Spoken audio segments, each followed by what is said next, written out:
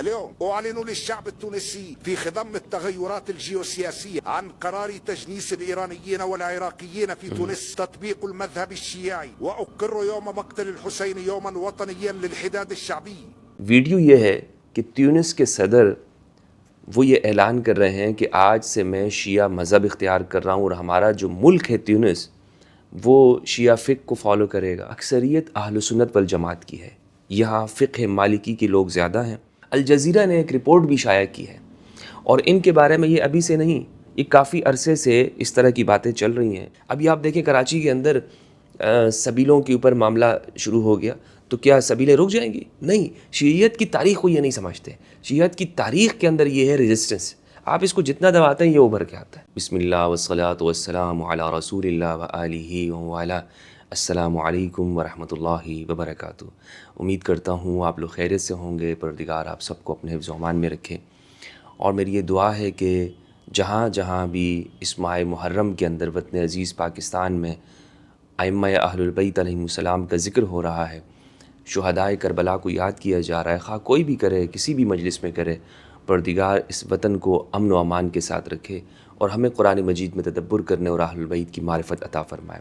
ایک ویڈیو بہت ہی social media کے اوپر وائرل ہو رہی ہے، مجھے بھی یہ موصول ہوئی ہے، اور تمام پیجز کے اوپر، فیس بک پر، واٹس ایپ میں یہ چل رہی ہے۔ بہت اہم ویڈیو ہے، اور اس حوالے سے میں بات کرنے جا رہا ہوں، اور کچھ دوست احباب نے مجھ سے پوچھا ہے کہ آیا اس میں تصدیق ہے یا نہیں ہے، یا یہ ویسے ہی فیبریکیٹڈ ہے، من گڑت بات ہے۔ ویڈیو یہ ہے کہ تیونس کے صدر وہ یہ اعلان کر رہے ہیں کہ آج سے میں شیعہ مذہب اختیار کر رہا ہوں، اور ہمارا جو ملک ہے تیونس وہ شیعہ فقہ کو فالو کرے گا، اور اس میں وہ ایران کی تعریف کیے جا رہے ہیں۔ یہ ویڈیو قیس سعید جو تیونس کے صدر ہیں ان کی بہت وائرل ہوئی ہے، بہت زیادہ جو گروپس ہیں وہاں پر یہ چل رہی ہے، تو اس پر میں نے تھوڑی تحقیق کی ہے، ریسرچ کی ہے، اور اپنے ذرائع سے معلومات لینے کی کوشش کی ہے، عرب میڈیا کے اوپر جا کر وہاں ان ساری چیزوں کا پتہ کیا ہے۔ تو جو چیز میرے سامنے آئی ہے وہ میں آپ کے سامنے رکھنے کی کوشش کروں گا۔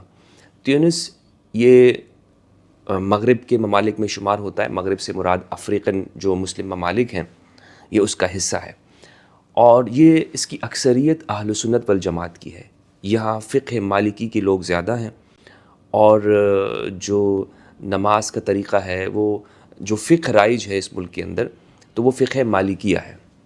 یعنی آپ کو معلوم ہے کہ اہل سنت کے اندر 4 فقہا ہیں، 4 اسکول آف تھاٹ ہیں مسلک کے اندر، فقہ میں فقہ حنفی، شافعی، حنبلی اور مالکی۔ امام مالک کا تعلق مدینہ سے تھا، ان کے جو فالورز ہیں وہ افریقہ کی طرف زیادہ وہ گئے ہیں، اور ان کی فقہ وہاں پر زیادہ پھیلی ہے۔ حنفی فقہ وہ بغداد، عراق اور ایشیا کی جانب۔ تو بہرحال دوستو، یہ تیونس کے صدر ہیں، میں یہ چاہتا ہوں کہ پہلے ہم ان کی یہ ویڈیو دیکھیں، پھر اس پر میں انشاءاللہ اپنا تبصرہ کرتا ہوں۔ اليوم أعلن للشعب التونسي في خضم التغيرات الجيوسياسية عن قرار تجنيس الإيرانيين والعراقيين في تونس تطبيق المذهب الشيعي، وأقر يوم مقتل الحسين يوما وطنيا للحداد الشعبي۔ تو یہ ویڈیو جیسے کہ آپ نے ملاحظہ کیا، اس میں یہ عربی میں کہہ رہے ہیں کہ ایک تو یہ ایران کی تعریف کر رہے ہیں، اور دوسرا جو حالیہ واقعات ہیں اس کے بعد یہ ویڈیو بہت نشر ہوئی ہے، اور ہم یہ دیکھتے ہیں کہ جس طرح یہ بات کر رہے ہیں کہ میں شیعہ فقہ کو اور مسلک کو اختیار کرنے کا اعلان کرتا ہوں، اور آج کے بعد ہمارا ملک تیونس وہ شیعہ کو فالو کرے گا اور اس فقہ کو لے کے چلے گا، اس میں کہاں تک صداقت ہے کہ آیا یہ بات درست ہے یا نہیں ہے، یا قیس سعید جو صدر ہیں ان کے مخالفین نے اس بات کو زیادہ رواج دیا ہے، ان کے خلاف پروپیگنڈا کیا ہے۔ ہوتا ہے ہر ملک کے اندر کہ وہاں پہ جو سیاست ہوتی ہے اس میں اس طرح کی چیزوں کو لے کر چلا جاتا ہے کہ جو حکمران ہے یا مخالف شخص ہے جس سے اختلاف ہے اس پر کچھ اس طرح کی باتیں کی جاتی ہیں، وہاں پر زیادہ طور پر کچھ یہ سارے صورتحال وہاں پہ چل رہی ہے، یعنی ایک طبقہ ایسا ہے کہ جو ان سے کافی اختلاف رکھتا ہے۔ الجزیرہ نے ایک رپورٹ بھی شائع کی ہے، اور ان کے بارے میں یہ ابھی سے نہیں، یہ کافی عرصے سے اس طرح کی باتیں چل رہی ہیں۔ باقاعدہ الجزیرہ کی 1 گھنٹے کی ڈاکومنٹری ہے، اس کا ایک حصہ ہے کہ آیا یہ قیس سعید جو ہیں یہ شیعہ ہیں، کیا ان کا تعلق شیعیت کے ساتھ ہے، اور کیا یہ یہاں پر شیعہ کو پروموٹ کر رہے ہیں۔ اس میں حقیقت ہے کہ یہ جو شخص ہے نا قیس سعید، یہ فکری طور پر اس جانب، ان خیالات کی جانب مائل ہیں، اور اس کا انہوں نے کچھ جگہ پر اظہار بھی کیا ہے. یہاں پر تقریباً کوئی 16 شیعہ یونیورسٹیاں یا آپ یوں کہہ لیں کہ مساجد جامعات حسینیہ وہ تعمیر ہوئی ہیں. تیونس کا آپ اگر دیکھ لیں تو اس پر ولید اسماعیل جیسا جو ڈیبیٹر ہے سلفی وہابی خارجی وہ بھی اس مدعے کو لے کر چل رہا ہے. یعنی یہ بات صرف ایسی نہیں ہے کہ اے آئی جنریٹڈ ہو اور اس میں کوئی حقیقت نہ ہو, کیونکہ ولید اسماعیل کا اس کے اوپر گفتگو کرنا اور پورا پروگرام کرنا اس بات کی نشاندہی ہے کہ وہاں کچھ تو چل رہا ہے. آخر تیونس میں ایسا کیا چل رہا ہے کہ وہاں کی سنی عوام تیزی کے ساتھ شیعہ ہو رہی ہے؟ میں اس ویڈیو کا تو میں آپ کو بعد میں بتاتا ہوں. زیادہ طور پر یہی کہا جا رہا ہے کہ یہ اے آئی جنریٹڈ ہے, یہ فیبریکیٹڈ ہے, یہ حقیقت نہیں ہے. لیکن کیا اس طرح کا کوئی تاثر وہاں موجود نہیں ہے کہ وہاں لوگ شیعت کی جانب آ رہے ہیں؟ اور دیکھیں, شیعت کی جانب آنے سے آئے یا نہ آئے لوگوں کا اپنا مسئلہ ہے. میں صرف یہاں پہ تبصرہ کر رہا ہوں. میں یہ نہیں کہہ رہا ہوں کہ اس پہ خوشی کا اظہار کر رہا ہوں یا غم کا اظہار کر رہا ہوں کہ جناب اچھا ہے لوگ شیعہ ہو رہے ہیں, یا مجھے کوئی دکھ ہو رہا ہے کہ کیوں شیعہ ہو رہے ہیں. نہیں, میں ایک نیوٹرل بیس کے اوپر ایک تبصرہ کر رہا ہوں کہ ویڈیو میرے پاس پہنچی ہے, میری رائے اس میں کوئی معنی نہیں رکھتی, میرا صرف تبصرہ آپ کے سامنے پیش ہے. تو وہاں پر آپ یہ دیکھیں کہ تیونس میں ایک پوری تاریخ ہے. یعنی تیونس کی جڑوں کے اندر اگر آپ اتریں گے تو معلوم ہوگا کہ وہاں اہل البیت علیہ السلام کی طرف لوگ مائل ہوتے ہیں, جلتی ان کی رغبت ہوتی ہے سمجھنے کی. اگر ان کو بات رکھی جائے تو وہ سمجھ جاتے ہیں. یہ ان کی تاریخ کے اندر آگے جا کر اترتی ہے بات. میں آپ کو ایک کتاب کا حوالہ دینا چاہتا ہوں اور آپ کو یہ عرض کرنا چاہوں گا کہ تیونس پہ بہت ریسرچ ہوئی ہے, اور اس کی وجہ یہ ہے کہ جو فاطمی خلفاء ہیں, فاطمی حکمران ہیں اسماعیلیہ, انہوں نے, آپ کو یہ جان کر حیرت ہوگی کہ تیونس میں سب سے پہلے جو اسلامی حکومت قائم کی ہے بنو امیہ بنو عباس کے بعد, وہ فاطمی خلفاء نے قائم کی ہے. اور فاطمیوں کی, اسماعیلیوں کی ایک کوالٹی آپ کو یہ بتاتا چلوں. لوگ تو ویسے الزام لگاتے رہتے ہیں نا کہ تشیع ایرانی ہے, ایران سے آیا ہے فلسفہ. حقیقت یہ ہے کہ تشیع یہ عربی ہے. یعنی ائمہ اہل البیت کا تعلق کہاں سے تھا؟ عرب سے تھا. مدینہ کے ہیں, بنی ہاشم کے سردار ہیں. ان سے بڑا عربی کون ہے؟ جو فکر اہل البیت ہے اس پر یہ بعد میں پھر الزام لگایا گیا کہ جناب یہ ایرانی فکر ہے, یہ وہ فکر ہے, بدنام کرنے کے لیے کہ اس کو جناب ایک خاص سیاسی چیزوں کے ساتھ جوڑ دیا جائے. فاطمیوں نے سب سے پہلے, یعنی مصر ہو یا افریقہ کے ممالک ہوں, مغرب, وہاں پر آپ یہ دیکھیں کہ مصر حضرت عمر رضی اللہ عنہ کے دور میں فتح ہوا. لیکن جب تک فاطمی نہیں آئے تھے, مصر کی جو لینگویج تھی, زبان تھی, آپ اس پہ تحقیق کر لیجئے گا, وہ عربی نہیں تھی. انہوں نے کوئی چھیڑ چھاڑ نہیں کی, بس حکومت کرتے تھے. عمر بن عاص کے زمانے میں فتح ہوا ہے اور پھر بعد میں یہ امویوں اور عباسیوں کے پاس رہا ہے. لیکن فاطمی وہ لوگ ہیں کہ جنہوں نے مذہبی اقدار کو بہت زیادہ پروموٹ کیا اپنے دور حکومت میں, اور انہوں نے سب سے پہلے, اسماعیلی حکمران وہ تھے کہ جنہوں نے عربی کو قومی زبان قرار دیا تھا, خواہ تیونس ہو یا آپ کے مصر ہو. تو یہ بات یاد رکھنی چاہیے. اسی لیے آج تک تیونس کے اوپر جو اسماعیلیت ہے, یا یوں کہہ لیں کہ تشیع یا صوفیزم, اس جانب لوگوں کا ایک بڑا رجحان ہے, وہ بات کو سنتے ہیں. یہاں پر ایک سٹی ہے مہدوی سٹی, سب سے پہلے فاطمیوں نے اس کو آباد کیا, اس کی بنیاد رکھی. آج بھی یہ سٹی موجود ہے, مہدوی سٹی, آپ گوگل پہ جا کے دیکھ لیں. پورا سٹی ہے اور بہت خوبصورت علاقہ ہے, اور اس کی بڑی صنعتی, ثقافتی اور انڈسٹریل حوالے سے اس کی ایک بڑی اہمیت ہے. تو جیسے میں نے عرض کیا کہ یہ اس کی ایک پوری تاریخ ہے, اور یہاں پر تشیع تیزی کے ساتھ پھیل رہا ہے تیونس میں. نہ صرف تیونس میں بلکہ عرب کے اکثر ممالک میں, عرب کے اکثر علاقوں کے اندر, پوری دنیا میں اس وقت جو نوجوان ہیں وہ سوچنے اور سمجھنے پر جب بات آ گئی ہے تو وہ یہ جاننا چاہتے ہیں کہ آخر مسلمانوں کے درمیان یہ جو اختلافات ہیں اس کی کیا وجوہات ہیں, اور ہم جو دور تھے تو کن ملاؤں اور کٹ ملاؤں کی وجہ سے, اور ان لوگوں کی وجہ سے کہ جنہوں نے مذہب کے نام پر تفریق ڈالی اور نفرت کی بات رکھی. تو نوجوان سوچنے پہ مجبور ہوا انٹرنیٹ کے اس دور میں, اور وہ آپ تمام علاقوں کو دیکھ لیں کہ آپ کو ویڈیوز ملیں گی, عربی نوجوان ہیں وہ کہہ رہے ہیں کہ میں شیعہ ہو رہا ہوں, اور وغیرہ وغیرہ. پاکستان میں بھی آپ کو اس طرح کی بہت ویڈیوز مل جائیں گی. الجزیرہ نے جو رپورٹ شائع کی ہے اس میں وہ یہ کہتے ہیں کہ ان کی کچھ ایسے معاملات ہیں کہ جو یہ بہت زیادہ, یہ قیس سعید جو ہیں یہ تشیع کو چھوٹ دے رہے ہیں, اور اس کی بہت ساری مثالیں ہیں. وہاں یونیورسٹیوں کا قیام، وہاں پہ ایران کے علماء سے ملاقاتیں، ان لوگوں کے بارے میں، انقلابی ایران کے بارے میں ان کا نرم رویہ اور اس کو اچھا کہنا وغیرہ وغیرہ، یہ ساری چیزیں ان کی ریکارڈ پر موجود ہیں.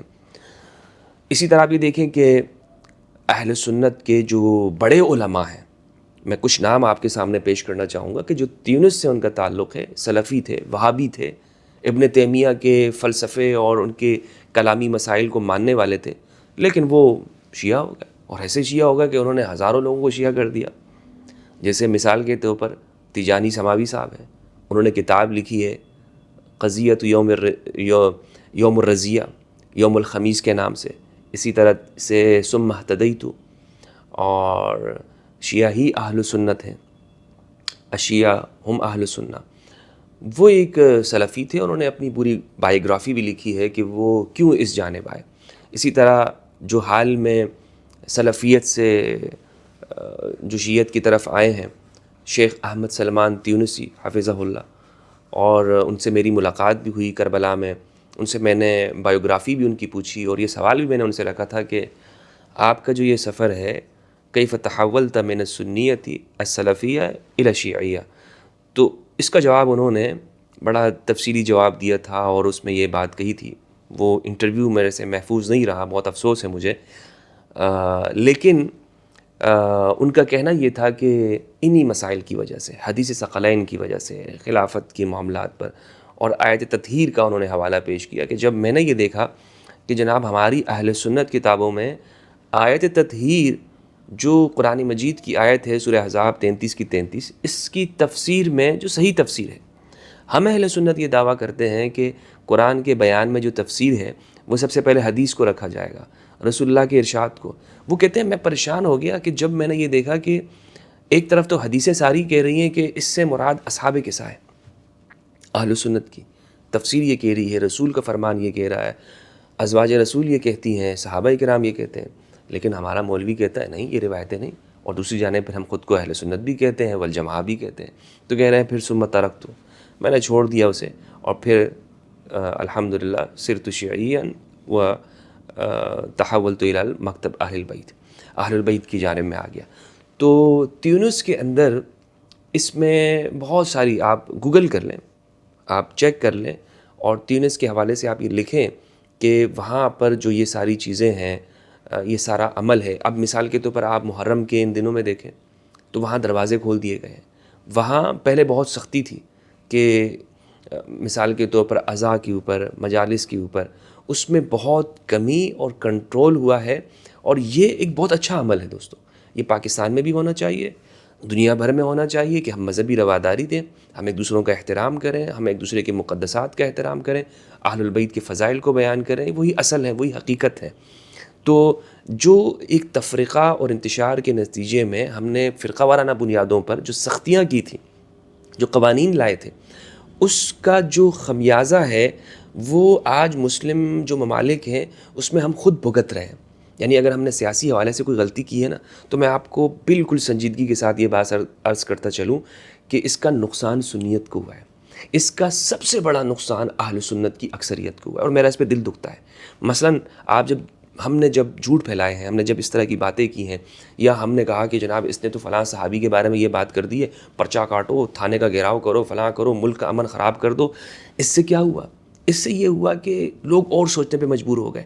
ابھی آپ دیکھیں کراچی کے اندر سبیلوں کے اوپر معاملہ شروع ہو گیا، تو کیا سبیلیں رک جائیں گی؟ نہیں. شیعیت کی تاریخ کو یہ نہیں سمجھتے. شیعیت کی تاریخ کے اندر یہ ہے ریزسٹنس. آپ اس کو جتنا دباتے ہیں یہ ابھر کے آتا ہے. اس کے اندر ایک کوالٹی ہے تشیع کے اندر کہ اگر آپ ان کی سبیلوں کو روکیں گے، ان کی مجالس کو روکیں گے، ذکر امام حسین کو روکنے کی کوشش کریں گے، یا جناب علماء کو، ذاکرین کو، وغیرہ وغیرہ، دنیا بھر کے اندر، خواہ تیونس ہو پاکستان ہو، اس کو آپ پریکٹیکل کر کے دیکھ لیں، یہ تشیع بڑھ جاتا ہے. یہ جو سائنس ہے نا، یا اس کے پیچھے میں یہ کہوں گا کہ سید الشہداء کی قربانی کا وہ کرامت ہے یہ، اور کہ اللہ سبحانہ و تعالیٰ نے، ورنہ ہماری کیا اوقات تھی، لوگوں کی کیا اوقات تھی کہ وہ ذکر حسین کو زندہ رکھتے، بلکہ یہ اللہ کی جانب سے باقاعدہ اس کا انتظام کیا گیا ہے کہ ایسے لوگوں کو پیدا کیا گیا کہ وہ آج بھی اتنے عرصہ گزرنے کے بعد امام حسین کی قربانی کو اور کربلا کو یاد رکھتے ہیں۔ تو تیونس پہ اس پہ مزید بھی آپ دیکھیے گا، میں نے آپ کے سامنے عرض کیا کہ ایک بڑی تاریخ ہے اس علاقے کی، اور سوشل میڈیا پر اس میں ایسا نہیں ہے کہ یہ ویڈیو، کچھ لوگ تو یہ کہہ رہے ہیں کہ یہ فیبریکیٹڈ ہے، یہ من گھڑت اے آئی ہے، لیکن اس پوری صورتحال کے اندر کوئی بناوٹ نہیں ہے، یہ کوئی من گھڑت بات نہیں ہے، کوئی جھوٹ نہیں ہے کہ وہاں پر یہ سب کچھ ہو رہا ہے۔ اور اس میں کہتے ہیں کہ بڑا کردار ہے جو موجودہ جو قیس سعید ہے جو صدر ہے وہاں پہ، وہ اس پہ اتنی چھوٹ انہوں نے دے رکھی ہے کہ مثلا پہلے تو اگر سنا جاتا تھا کہ کوئی شخص تیونس میں وہ شیعہ ہو گیا یا کسی اور مسلک کو اپنا لیا، اس کو باقاعدہ تعزیر دی جاتی تھی، اس کو باقاعدہ اس کے اوپر سختی ہوتی تھی۔ انہوں نے سب ختم کر دیا، سب کچھ انہوں نے کہا نہیں، آپ جانا چاہتے ہیں، آپ امام بارگاہ جانا چاہتے ہیں، آپ کی مرضی ہے، آپ ماتم کرنا چاہتے ہیں، آپ کچھ بھی اپنے طریقے کے مطابق۔ تیونس میں بالکل آزادی رکھ دی ہے، جس کا بڑا فائدہ یہ ہوا ہے کہ لوگوں کی آزادی ان کو ملی ہے اور امن کی صورتحال بھی بہتر ہوئی ہے۔ تو جہاں پر آزادی ہوگی وہاں پر امن کی صورتحال بھی بہتر ہوگی، اور جہاں پر آپ شکنجہ کسنا چاہیں گے تو وہاں پر بے چینی ہوگی، ڈپریشن ہوگی، خوف و ہراس ہوگا، اور اس کے نتیجے کے اندر ملک کے اندر بھی سیاسی عدم استحکام بھی اور معاشی طور پر بھی ناپائیداری ہوگی۔ تو یہ میرا ایک تبصرہ ہے، اور میں اس پر یہ کہنا چاہوں گا آخر میں یہ کلمات کہ ہم اس بات کو سمجھ لیں، اچھی طرح سے جان لیں کہ سختی کرنے سے، پابندیاں لگانے سے معاملات حل نہیں ہوتے، ڈسکشن سے حل ہوں گے، گفتگو سے حل ہوں گے، باہمی تبادلہ خیالات سے، ڈیبیٹ سے، آپس میں ایک دوسرے کے ساتھ بیٹھنے سے، افہام و تفہیم اسی طرح ہوگا۔ مجھے اگر ایک شیعہ سے اختلاف ہے تو مجھے یہ نہیں کرنا چاہیے کہ میں اس کے خلاف جا کر گھیراؤ کر دوں، اس کے گھر کے باہر کھڑا ہو جاؤں، موب لنچنگ ہو جائے، نفرت کی موومنٹ چلانا شروع کر دوں۔ نہیں بھائی، اس کا نظریہ عقیدہ ہے، میں کیا کروں؟ مجھے اس سے یعنی ایک سنی ہو کر اختلاف ہی رکھنا ہے نا۔ میرا کام یہ تو نہیں ہے، جب رسول کی یہ ذمہ داری نہیں ہے کہ وہ لوگوں پر مذہب کو جبر کے ساتھ فورس کریں۔